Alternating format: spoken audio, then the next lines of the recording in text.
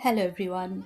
আশা করি আমার ভিডিওর ক্যাপশন দেখে বুঝতে পারছেন যে আজকের টপিকটা একটু আলাদা কিন্তু একই সাথে ইন্টারেস্টিং। সো সবাই মন দিয়ে শুনবেন শেষ পর্যন্ত, না হলে অনেক কিছু মিস হয়ে যাবে এখানে। এবং আসলেই জিনিসটা ইন্টারেস্টিং। আমি নিজেও আমি ছোট্ট একটু অংশ জানতাম এটার, কিন্তু পুরো ডিটেলসটা এতদিন জানতাম না। সো কিছুদিন আগে জানার পর মনে হলো যে why not I should do a video on this topic. আম তো বুঝতেই পারছেন এটা কিছুটা টাকা-পয়সা, কিছুটা কয়েন এসব জিনিসপত্র নিয়ে। যাই হোক, আমি ডিপ ডাইভিং করার আগে অস্ট্রেলিয়ান 50 সেন্ট নিয়ে একটু জানি আমরা। এই যে আপনার স্ক্রিনে যে স্নিপেটটা দেখছেন, এটা হচ্ছে রয়্যাল অস্ট্রেলিয়ান মিন্ট থেকে নেয়া। তো অস্ট্রেলিয়াতে ২ টো যুগের 50 সেন্ট আছে। একটা হচ্ছে ১৯৬৬ সালের, আরেকটা হচ্ছে আ ১৯৬৯ সাল থেকে আজ পর্যন্ত।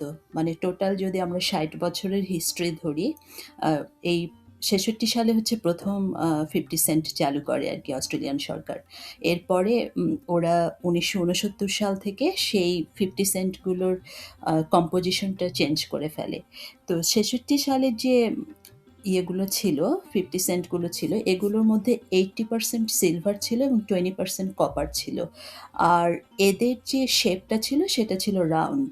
কিন্তু ১৯৬৯ সাল থেকে আজ পর্যন্ত যে ইয়েগুলো 50 সেন্টগুলো তৈরি হয়েছে, এখানে হচ্ছে আপনার কপার এবং নিকেলের এক ধরনের অ্যালয় ইউজ করা হয়। সিলভার আর ইউজ করা হয় না। এবং এই 50 সেন্টগুলোর আ শেপটাকে বলা হয় ডোডেকগোনাল অথবা আ বারোভুজ। বারোভুজ যেটা আরকি, যে অষ্টভুজ, অক্টাগন এরকম যে শেপ আছে, এটা হচ্ছে ১২ টা কোণা আছে। তাই উম এই ১৯৬৯ সাল থেকে এ পর্যন্ত যেগুলো 50 সেন্ট আমরা দেখি সবগুলোর আসলে ১২ টা কোণা থাকে।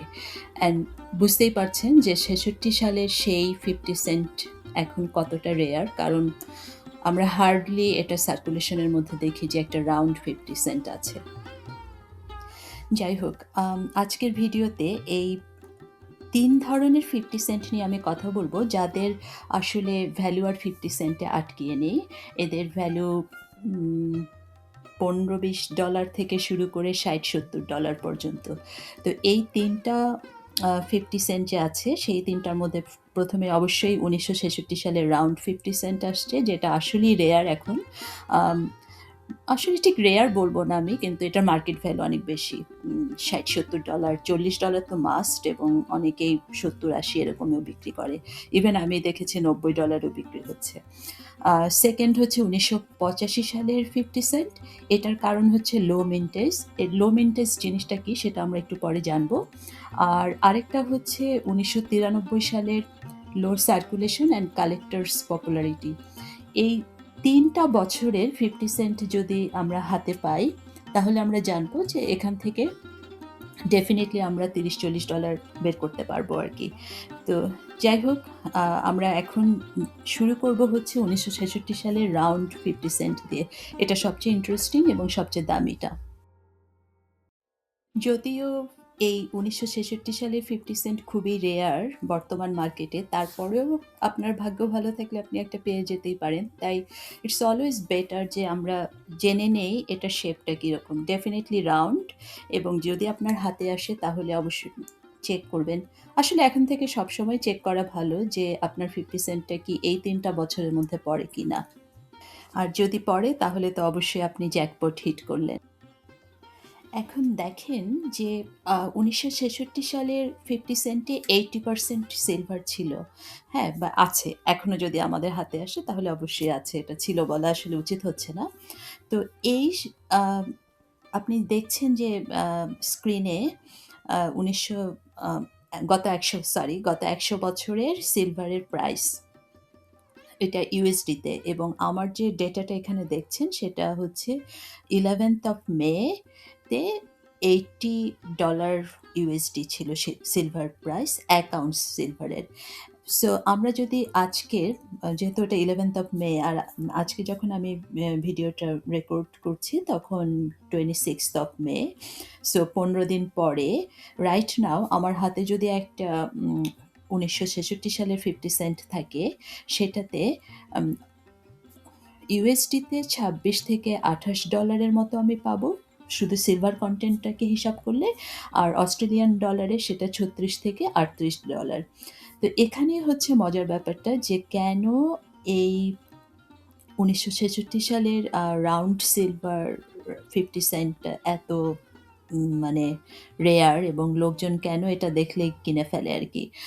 ইভেন যারা কেনে এটা এটা হচ্ছে টপ কালেক্টরস কয়েনগুলোর মধ্যে একটা পড়ে। সো কেউ আসলে আম ওরকম বার্গেইনও করে না। আপনি যদি এটাকে ধরেন আপনার একটা 1966 সালের 50 সেন্ট কয়েন আছে এবং সেটা আপনি eBay তে তুললেন, এটা ইমিডিয়েটলি সেল হয়ে যাবে আরকি। এবার আমরা ১৯৮৫ সালে লো মিন্টেজ 50 সেন্টে মুভ করছি। সো আ লো মিন্টেজ 50 সেন্ট এটা জানার জন্য ১ম এ যে জিনিসটা জানতে হবে সেটা হচ্ছে mint set. So what is mint set? এটা নিয়ে আমরা ফার্স্ট জানি, তারপর আমরা ওই অংশে রয়্যাল অস্ট্রেলিয়ান মিন্ট থেকে প্রতি বছর আ বিভিন্ন উৎসব, বিভিন্ন কারণে অনেক ধরনের 50 সেন্ট আম ওরা তৈরি করে এবং সেগুলোকে সার্কুলেশন এ দেয়া হয়। তো আপনারা স্ক্রিনে যে স্নিপেটটা দেখছেন, এটা হচ্ছে ওই রয়্যাল অস্ট্রেলিয়ান মিন্টের থেকে নেয়া। ওখানে গিয়ে যদি আপনি 50 সেন্ট মিন্ট সেট দিয়ে সার্চ দেন, তাহলে এরকম প্রতি বছরে যতগুলো আম 50 সেন্ট সার্কুলেশন এ এসেছে সবগুলো আরকি দেখতে পারবেন। তো ওই জায়গায় যদি আপনি ওই ওয়েবসাইটে যান, তাহলে এখানে দেখছেন যে আমি দেখেন ওই রেড এবং ব্লু পেন দিয়ে মার্ক করে দিয়েছি। ওই একটা 50 সেন্টের পাশে যে ওই মার্কিংটা, সেটা হচ্ছে যে কি আ কারণে, মানে কোন উৎসব বা কোন টপিকটাকে কেন্দ্র করে এই 50 সেন্টটা পাবলিশ করা হচ্ছে এবং সার্কুলেশন এ যাচ্ছে সেটা ওখানে মেনশন করা। এবং তার পাশে দেখছেন ইয়ার আছে, কত সালে এটা বের হচ্ছে সেটা। আর মিন্টেজ বলে একটা অংশ দেখছেন যে ব্র্যাকেটে মিলিয়নস। এই মিন্টেজ মানে হচ্ছে কত মিলিয়নস অফ 50 সেন্ট সার্কুলেশন এ গেল। সেটা ৪ million, ৫ million, even sometimes 10 million হতে পারে। তো এই পুরো ব্যাপারটাকেই বলা হয় মিন্টেজ। এখন আসি যে মিন্ট সেট, এটা আসলে somehow linked। সেটা কিরকম যে আম ওরা প্রতি বছর প্রচুর পরিমাণে millions of 50 সেন্ট সার্কুলেশন এ আনছে। কিন্তু কিছু, কিছু স্পেশাল অকেশন এর 50 সেন্টস যেগুলো কালারফুল, যেগুলো একটু ডিফারেন্ট, সেগুলিকে ওরা এক ধরনের সেট সেট হিসাবে আরকি সেল করে। এবং ওই সুন্দর কালারফুল বা খুব বিশেষ কোনো অকেশন এর কারণে, ধরুন এরকম একটা টপিক হতে পারে যে অস্ট্রেলিয়া থেকে মানুষ চাঁদের মাটিতে পা রাখলো। তো এটা অস্ট্রেলিয়ানদের জন্য একটা বিশাল বড় অ্যাচিভমেন্ট। সেক্ষেত্রে তারা হয়তো অনলি ৫০০ টা 50 সেন্ট পাবলিশ করলো এবং সেই 50 সেন্টের গায়ে চাঁদের জিনিসপত্র থাকবে, কিছু কালার থাকবে, মানে কিছু স্পেশাল ফিচার থাকবে। তো ওই আম ৫০০ টা 50 সেন্টকে ওরা এরকম ভাগ করে ফেলবে যে ২ টো করে 50 সেন্ট থাকবে একটা মিন্ট সেটে। এবং আপনি যদি পোস্ট অফিসে যান বা কোনো লোকাল কয়েন শপে যান অথবা রয়্যাল অস্ট্রেলিয়ান মিন্টের ওয়েবসাইটে যান, তাহলে দেখবেন যে এই মিন্ট সেটগুলো ওখানে বিক্রি হচ্ছে এবং সেগুলো বেশ অনেক দামে বিক্রি হচ্ছে। যেমন আমরা জানি যে ২ টো 50 সেন্টের মার্কেট ভ্যালু $1, কিন্তু এটা যখন ইয়েতে যাচ্ছে, মিন্ট সেটের ওই প্যাকেজিং এর আন্ডারে যাচ্ছে এবং ওটা কোনো বিশেষ কোনো স্পেশাল অকেশন এর কারণে, তখন সেটা আম সেটার ভ্যালু হয়ে যেতে পারে $50, $100। ডিপেন্ডস অন মানে কোন ধরনের অকেশন এবং কত কম বের করা হচ্ছে। এবং এখানে একটা ব্যাপার, নরমালি মিন্টেজটা কিন্তু মিলিয়নস হিসাবে কাউন্ট করা হয় এবং royal Australian mint normally 2 million or above ওরা সবসময় পাবলিশ করে। কিন্তু এই ১৯৮৫ সালের যে 50 সেন্টটা ছিল, সেটা হচ্ছে ১ মিলিয়ন সার্কুলেশন, মানে ১০,০০,০০০ কয়েন তৈরি করা হয়েছিল এবং ১০,০০,০০০ কয়েন সার্কুলেশনে দেয়া হয়। এবং সেই ১০,০০,০০০ কয়েন আবার মিন্ট সেটের মাধ্যমে গিয়েছে। সো এটা আসলে ওইভাবে আ লোকজন কিনেছিল ওই সময়, ওই ৮৫ সালে, যে ছোট, ছোট ওই মিন্ট সেট হিসাবে আরকি, যে গিফট এগুলো ২ কারণে মানুষ কেনে। এক, এক ধরনের মানুষ কেনে এগুলো কালেকশনের জন্য, আরেক ধরনের মানুষ কেনে গিফট হিসাবে। ধরেন ছোট বাচ্চা কারো জন্মদিন, তাকে হয়তো ২ টো মিন্ট সেট দেয়া হলো এরকম। তো ওই ১,৫০,০০০ ওই ১৯৮৫ সালে যা পাবলিশ হয়েছিল সেগুলোর বেশিরভাগই মিন্ট সেটের মধ্যে ছিল। আর মিন্ট সেটের আরেকটা স্পেশাল ফিচার হচ্ছে, যেহেতু এগুলো প্যাকেজিংয়ে থাকে, এম মানে কালেক্টরসদের আন্ডারে থাকে। ধরেন আমি যদি ছোটবেলায় আমার জন্মদিনে গিফট পাই এরকম মিন্ট সেট, তা আমি তো ওটা চেষ্টা করব এগুলো ইউজ না করার। ইউ নো দ্য গিফট, মানে সুন্দর করে কোথাও গুছিয়ে রাখবো। তো দেখা গেল যে অনেক বছর পরেও সেই জিনিসটা খুব ইনট্যাক্ট, খুব ঝকঝকে সুন্দর আছে। এখানে মার্কেট ভ্যালু যে খুব বেশি আছে সেটা কিন্তু না। মানে সরি, মার্কেট ভ্যালু বলব না আমি, মেটাল ভ্যালু। কারণ এটা হচ্ছে কপার আর নিকেলের অ্যালয়। কিন্তু ওই যে লো মিন্টেজ, মানে ১,০০,০০০ সার্কুলেশন হয়েছে এবং এগুলো মিন্ট সেটের মাধ্যমে এসেছে। সো ওইভাবে পাবলিকের হাতে যায়নি।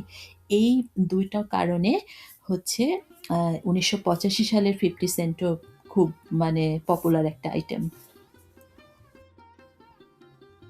১৯৯৩ সালের 50 সেন্টও কিছুটা ১৯৮৫ সালের মতোই কাহিনী। প্রথমত ৯৩ সাল যেহেতু ১৯৬৯ এর পরে সার্কুলেটেড, সো ডেফিনিটলি এটা নিকেল আর কপারের alloy, no silver here.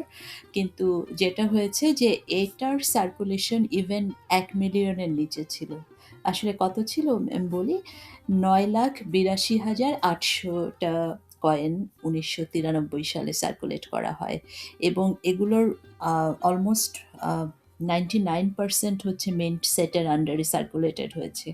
That's why আপনি এখন যদি ধরেন ব্যাংক থেকে $১০০ 50 সেন্ট ভাঙিয়ে আনেন, দেখবেন রেয়ারলি আপনি ওখানে ৯৩ সালের 50 সেন্ট পাবেন। তো ওইটা আরেকটা কারণ যে এই লো মিন্টেজ এবং আম এটার রেয়ারিটিটা এত হাই হয়ে গিয়েছে যে এইজন্যে কালেক্টরস আইটেম হিসেবে এটাও আ খুব পপুলার। তো ওই আমি এখানে আপনারা দেখছেন যে eBay তে এগুলো কি পরিমাণে সেল হয়।